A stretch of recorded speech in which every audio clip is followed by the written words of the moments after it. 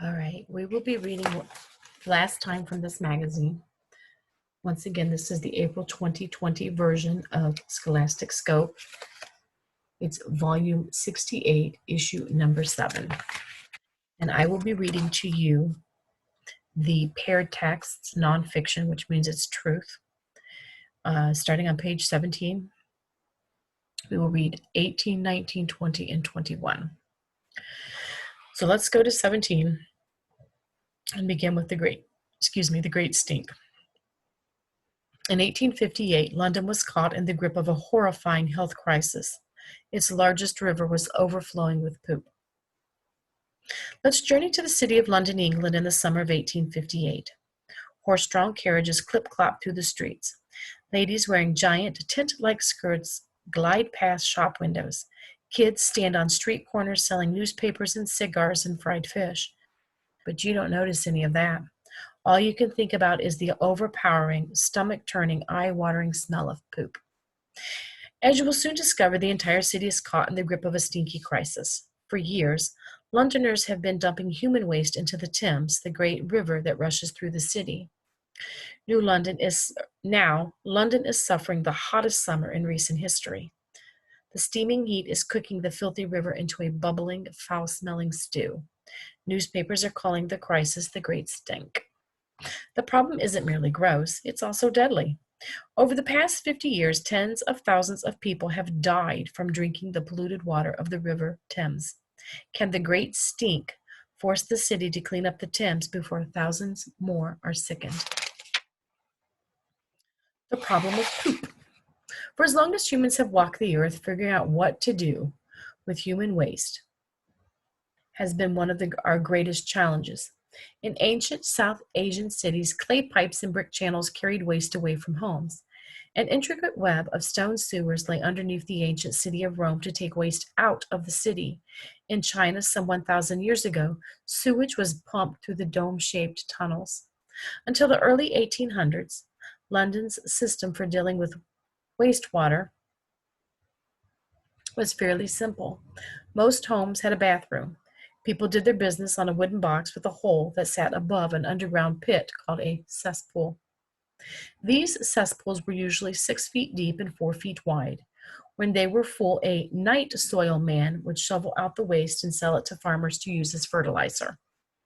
Poop was known as night soil because it was carted away in the middle of the night when the powerful odor wouldn't disturb people. But in the 19th century, London and all of England was changing. Thousands were leaving their farms to work at factories and cities. Between 1800 and 1850, London's population more than doubled. By the middle of the century, London was the biggest city in the world with 2 million people. Soon there was too much night soil to collect and not enough farmers to buy it. More and more people were forced to empty their cesspools into the city's creaky old sewers. The sewers, however, were never designed for human waste.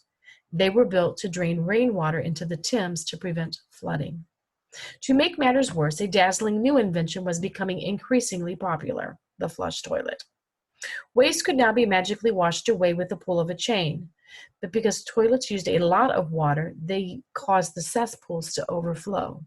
To avoid a goopy mess, people began connecting their toilets directly to the sewers and therefore to the river.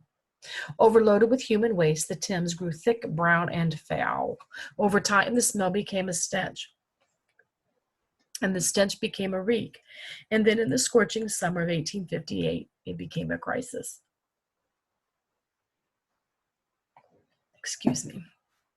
A whiff on the wind. Londoners back then were no strangers to filth. Soot from factories blackened the air. Mountains of dung from thousands of horses choked the streets. Families crammed into tiny apartments thick with the smell of sweat, and everywhere was garbage, broken dishes, rotting food, animal bones.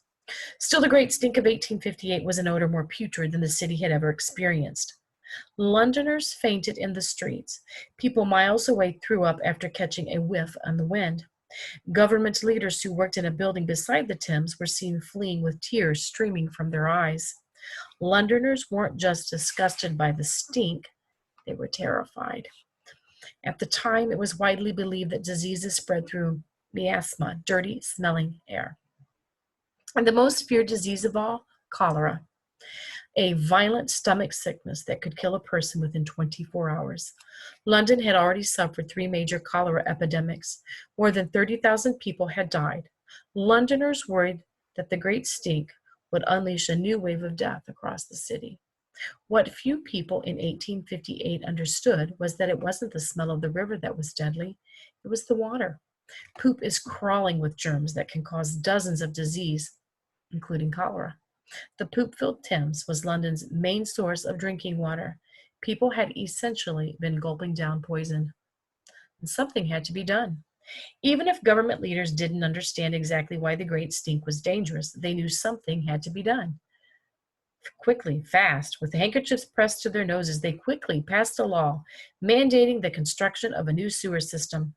The sewers would run underground alongside the river rather than into it, carrying waste out of the city and away from where people lived. In later years, treatment plants were added to clean the waste, making it safe to release into the environment. It took thousands of workers, 318 million bricks, 3.5 million pounds of concrete, and what would be $6 billion in today's money to construct London's new sewer system. The sewer system officially opened in 1865, and soon the Thames was poop-free. In 1866, one final cholera epidemic struck London, but it was limited to a neighborhood that had not yet been connected to the new sewer system. This helped people begin to realize that polluted water, not miasma, was the source of cholera and other diseases. By the 1870s, cholera had vanished from the city. A new crisis. London's new sewer system inspired similar projects in cities around the world, including United States cities like New York. Many parts of those systems are still being used today, more than a century later. Over the years, however, these antique sewers have started to fall apart. Since the 1800s, many city populations have continued to multiply. Climate change is triggering heavier storms that overload pipes with rainwater. Under these pressures, the original sewers, once a dazzling modern wonder, have begun to leak, break, clog, and overflow. In some places, waste has been oozing into the drinking water supply. Many experts say we may be approaching a new sewage crisis. If we don't take action, we could soon be holding our noses through the Great Stink Part 2. Now let's look at 20 and 21 with toilets of the future. These toilets could help solve one of the world's most serious problems, how to safely get rid of human waste. Here in the United States, most of us probably don't think much about toilets. We go, we flush, we wash our hands, we move on. But what if your home didn't have a toilet? What if none of the homes in your town had a toilet? What would happen to all that waste? Before long, there would be a crisis, just as there was in London back in 1858. Today, 4.5 billion people around the world do not have access to safe sanitation. That is a way to dispose of human waste that won't harm people or the environment. And as a result, untreated human waste ends up in food and water sources. According to the World Health Organization, hundreds of thousands of people die every year from diseases related to unsafe sanitation. Millions more are sickened. This sanitation crisis mainly affects developing countries, which tend to have high levels of poverty. It might seem like the answer is to build more toilets and sewer systems in these places. It's not that simple. Conventional sewer systems require a lot of money to build and a lot of water to operate. Many developing countries don't have enough of either. The United States faces sanitation challenges too. In the U.S., some aging sewers are crumbling under the strain of too many people using them. Some towns are running out of fresh water. Could one of these innovative waterless toilets be the solution to today's sanitation challenges? So the first one here is the self-powering toilet. The nanomembrane toilet gets rid of waste by burning it. When you close the lid, the waste drops into a pan. From there, liquid waste, also known as urine, is filtered into clean water that can be used for watering plants, but not for drinking. Any solid waste, also known as poop, is burned into ash. The best part, the whole process generates enough electricity to power the toilet as well as other small devices, like your smartphone. So it says your toilet might one day charge your phone. A worm toilet. The tiger toilet breaks down waste with worms. Beneath the toilet and out of view of users lives a colony of tiger worms. These critters eat organic waste, including feces. As the worms digest waste, harmful bacteria is removed. In the end, all that is left is a mix of water, carbon dioxide, and some harmless worm poo that can be used as fertilizer. And lastly, we have the composting toilet. Another new toilet turns waste into fertilizer using heat. And here's how it works. Human waste is kept in a chamber attached to the toilet.